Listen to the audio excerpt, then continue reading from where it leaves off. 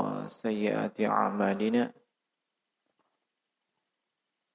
من يهده الله فلا مضل له ومن يضلل فلا هادي له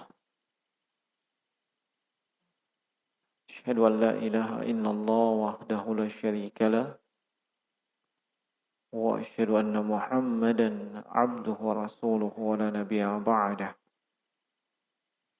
اللهم صل وسلم وبارك عليه وعلى آله وأصحابه ومن تبعهم بإحسان إلى يوم الدين وسلم تسليما كثيرا أما بعد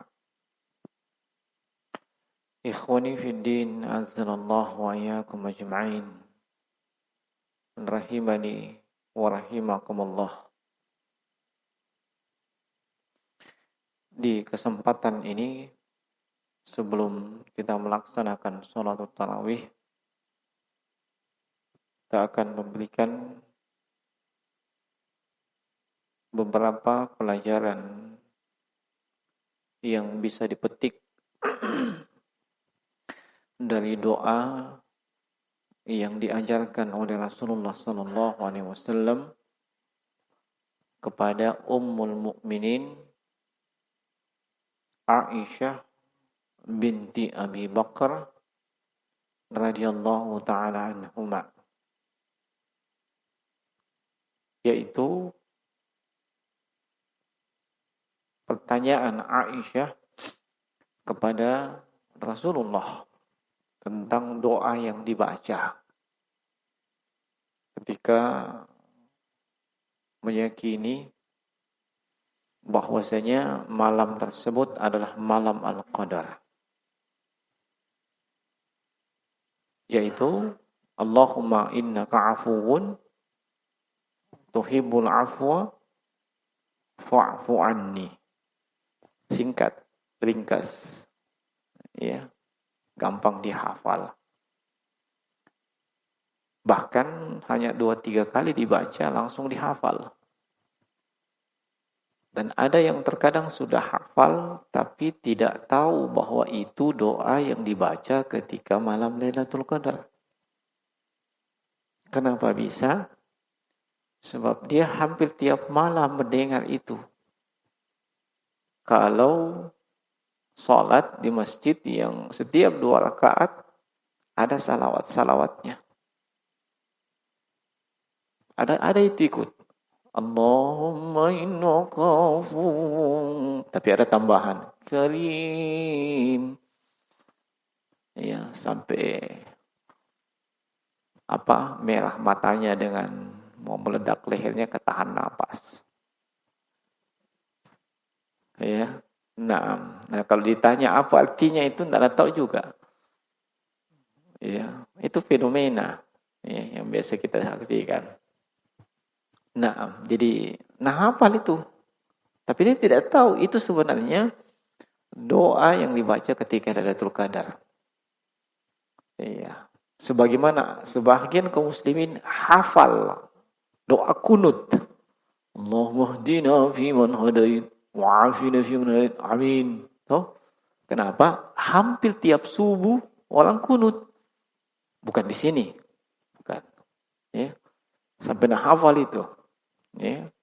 Padahal itu kunut ketika witir. Ya. Kita belum pernah amalkan ya. Belum pernah. Oh iya, harus sosialisasi dulu. Sebelum mengamalkan sesuatu yang sudah lama tidak tinggalkan manusia, sosialisasi dulu. Supaya tidak menimbulkan kesalahpahaman atau fitnah. Ya. Nah, sama kalau di sini ada yang datang, dia pakai khuf, sepatu yang tidak ada haknya itu. Dia masuk, tidak buka, langsung sholat. Ini orang pakai sepatu sholat. Iya. Padahal itu memang Nabi pernah lakukan. Itu sunnah. Tapi harus sosialisasi dulu. Iya. Karena masyarakat sudah jauh dari sunnah. Ya. Sedemikian jauhnya dari sunnah, kalau ada yang bikin komunitas cinta sunnah, anu sunnah, wah, dianggap dari namanya saja sudah menunjukkan dia tidak sepemahaman dengan kelompok lain. Ya, saking alerginya dengan istilah sunnah. Ya.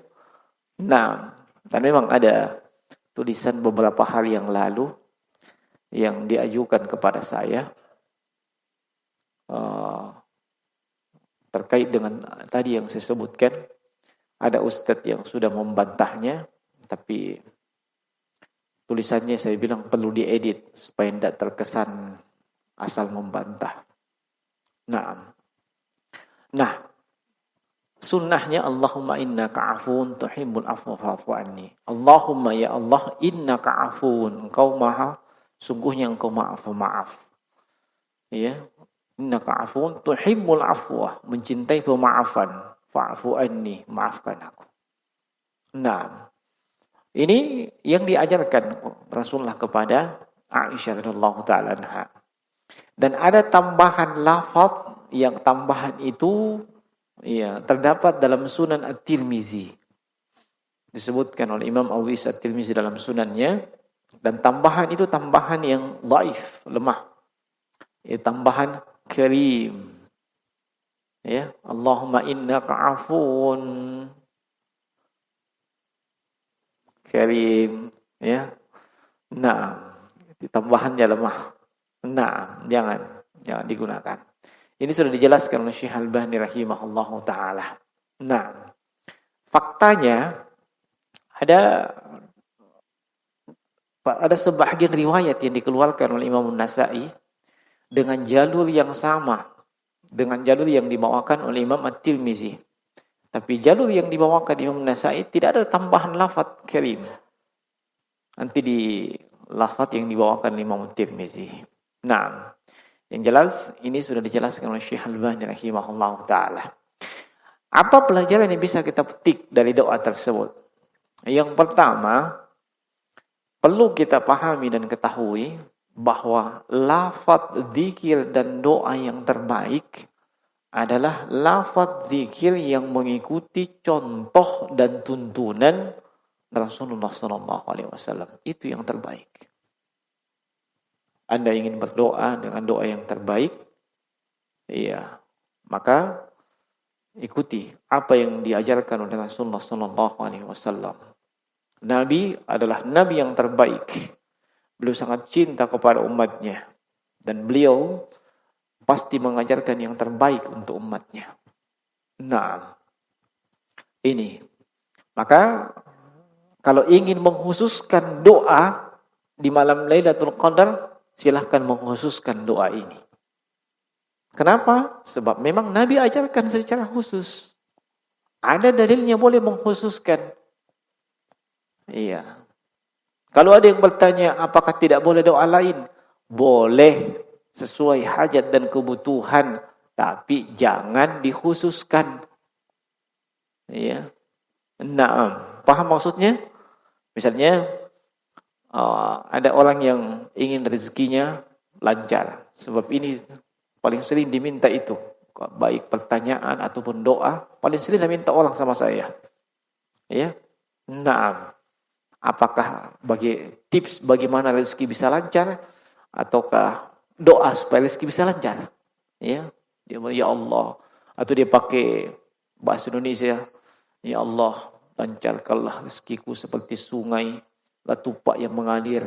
Ya, misalnya, ya. Apakah dia boleh berdoa seperti itu? Ya silahkan aja, tapi jangan dikhususkan bahwa ini doa ini paling pas kalau Lailatul Qadar. Itu namanya mengkhususkan. Ya. Nah, mengkhususkan namanya itu.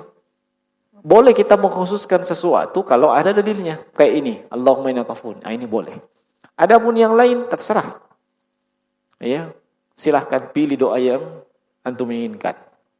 Iya. Nah, tapi yang terbaik adalah doa yang datang dari Nabi sallallahu alaihi wasallam. Doa ini juga menunjukkan bahwa seorang hamba itu sangat butuh akan ampunan dari Allah Subhanahu wa taala. Butuh ampunan dan pemaafan dari Allah. Perhatikan bagaimana Nabi mengajarkan doa yang kandungannya pemaafan dan pengampunan, bukan doa yang lain. Bukan doa minta rezeki, doa minta anak, doa minta istri, doa minta suami, bukan yang lain. Ya. Padahal kita tahu bagaimana kehidupannya Nabi.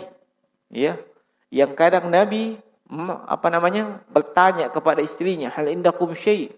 Kalian punya sesuatu enggak untuk bisa dimakan? Tidak ada. Kalau begitu saya puasa. Miskin. Ya. Bersama dengan itu, ya, Nabi tidak mengajarkan bagaimana doa supaya rezekinya itu mengalir seperti sungai atau bendungan. Tidak. Ya. Bukan itu yang diajarkan. Ya. Justru pemaafan yang diajarkan oleh Nabi sallallahu alaihi wasallam. Dan tidaklah Nabi mengajarkan itu kecuali beliau tahu itu yang terbaik untuk Aisyah. Ya. Nah, itulah yang terbaik untuk Aisyah. Nah, maka ya, kita sangat butuh jemaah sekalian. Ya. Dan Nabi sallallahu alaihi wasallam itu adalah seorang manusia yang sudah diampuni dosa-dosanya yang lalu maupun yang akan datang. Bersama dengan itu beliau senantiasa mohon ampun kepada Allah lebih dari 70 kali, 100 kali dalam sehari. Dan di sini beliau mengajarkan kepada istrinya untuk memohon pemaafan dan ampunan dari Allah Subhanahu wa taala. Nah, mungkin ada yang bertanya, kenapa dianjurkan memohon ampun, memohon pemaafan? Ya, di saat-saat kita ini memperbanyak ibadah di malam Al-Qadar. Nah, jawabannya karena sungguhnya ibadah-ibadah yang kita lakukan, ya, ibadah-ibadah yang kita lakukan, walaupun kita sudah berusaha semaksimal mungkin, pasti ada kekurangan di sana sini. Baik kekurangan dari sisi kuantitas ataupun kualitasnya. Ya. Perhatikan banyak sekali ibadah yang akhirnya endingnya justru ditutup dengan permohonan ampun, istighfar. Salat 5 waktu. Ya, ditutup dengan apa? Astaghfirullah, astaghfirullah, astaghfirullah. Selesai orang melaksanakan manasik haji, disuruh beristighfar. Ya. Nabi memenangkan Fathul Makkah, pembebasan kota Makkah. Disuruh beristighfar. Ya. Nah, biasanya kita kebalik. Kalau habis melakukan sesuatu yang dianggap besar, apa? Syukuran. Toh? Syukuran pasti. Ya. Bahkan kalau bisa 3 hari 3 malam. Syukuran. Nah, ini tidak istighfar. Ya, makanya ada pada riwayat yang menyebutkan Umar bin Abdul Aziz, ya, cucunya Umar bin Khattab ketika secara aklamasi beliau diangkat menjadi khalifah, ya. Beliau diangkat jadi khalifah, beliau bukan langsung mengundang bikin acara syukuran. Beliau malah ke masjid menangis dan beristighfar. Ini amanahnya berat. Ya. Nah, masih banyak kekurangan pada ibadah-ibadah kita. Nah, di samping itu, ya, kesyukuran kita akan nikmat Allah yang dengan nikmat tersebut kita bisa beribadah kepada Allah, kesyukuran kita masih sangat minim. Masih sangat minim jemaah sekalian. Ya. Dan di sisi lain, dosa-dosa yang kita lakukan itu masih cukup banyak. Nah, masih cukup banyak sehingga kita sangat butuh dengan pemaafan. Nah, kemudian di antara kandungan daripada doa ini, di dalam doa ini terdapat penetapan nama dan sifat dari Allah Subhanahu wa taala. Apa itu? Al-Afuwu, yang bermakna Maha Pemaaf, yang memaafkan dan menghapus dosa dari si hamba. Nah, selain itu, doa ini juga menunjukkan bahwa boleh bertawassul dengan menggunakan nama atau sifat Allah Subhanahu wa taala. Dalam konteks ini bertawassul dengan namanya Allah Al-Afuw. Bisa juga dengan sifat dari Allah Subhanahu wa taala. Nah, kemudian jemaah sekalian rahimani wa rahimakumullah, kita perlu mengetahui bahwasanya malam Lailatul Qadar yang penuh dengan keberkahan itu, seseorang bisa terhalang dari keberkahannya. Seseorang bisa terhalang dari keberkahan malam Al-Qadar. Nah, Asy-Syaikh Muhammad Ibn Shalih Al-Utsaimin di dalam salah satu fatwa beliau, itu fatwa Liqa' Al-Bab Al-Maftuh nomor 18, beliau menerangkan inna syahna'a tamna'u barakati Lailatul Qadar. Asy-syahna, permusuhan, perselisihan di antara manusia ini menghalangi dari keberkahan malam Al-Qadar. Wa annahu la yaghfiru li itsnaini bainahuma syahna wa adawata fi hadhihi al-lailah al-'azimah. Sebab Allah Subhanahu wa taala, kata beliau, tidak akan mengampuni mereka yang di antara mereka terjadi perselisihan, terjadi perseteruan, terjadi permusuhan sampai mereka ini saling memaafkan. Sampai mereka ini saling memaafkan. Dan kita sangat butuh ampunan dari Allah Subhanahu wa taala. Dan itu bisa kita dapatkan ketika kita ini tidak ada permusuhan dengan orang lain. Tidak ada perseteruan dengan orang lain. Nah, maka silahkan saling menghalalkan. Jangan tunggu nanti Id baru minal a'idin wal fa'izin apa segala macam, saling memaafkan. Nah, jangan ada silang sengketa di antara kita. Jangan ada perseteruan di antara kita. Saya juga secara pribadi jika ada hal-hal yang antum tidak berkenan atau mungkin yang semisal dengan itu, maka saya minta maaf. Saya minta maaf yang sebesar-besarnya. Nah, supaya di antara kita tidak ada permusuhan dan perseteruan. Sebab ini akan menghalangi keberkahan daripada malam Al-Qadar. Nah, walau demikian bukan artinya setelah ini disyariatkan mengirim pesan berantai. Maafkan aku sebelum masuk Lailatul Qadar. Bye Ustaz Hilal. Maafin. Banyak yang suka memodifikasi seperti itu. Padahal kita anjurannya umum, dipahami secara khusus. Tidak seperti itu maksudnya. Kan kita biasa dapat seperti itu. Mau masuk Ramadan, pesan berantai. Minta maaf. Nanti setelah menjelang berakhir Ramadan, ada juga begitu. Tapi lebih ungkapan kata-katanya lebih gimana begitu. Ketika lisan sudah tidak bisa berucap, tangan tidak bisa bergerak, kaki tidak bisa goyang-goyang, maka yang seperti ini bawa ke rumah sakit Sawali Gading. Sebab dia stroke. Nah, istilahnya kayak gimana begitu? Memang Indonesia orang kreatif. Padahal intinya itu dibawa. Mau minta maaf. Kalimatnya di atas orang stroke. Masya Allah. Nah, maka saling memaafkan jemaah sekalian. Termasuk nanti ketika kita melakukan iktikaf. Dan mungkin yang biasa iktikaf di masjid lain agak tidak biasa. Mungkin pemandangan di sini tidak umum Sampai sini tidak ada bilik-bilik. Tidak ada bilik-bilik khusus fulan. Kenapa? Satu, ini masjid sangat tidak besar. Sangat tidak besar. Kalau dibikinkan bilik-bilik akan nampak ketidakbesarannya. Ya. Nah, yang kedua, kadang ada jemaah kaum wanita datang untuk melaksanakan sholat. Ya. Nah, tidak mungkin ketika mereka datang, biliknya dibongkar. Sudah itu pasang lagi. Tidak.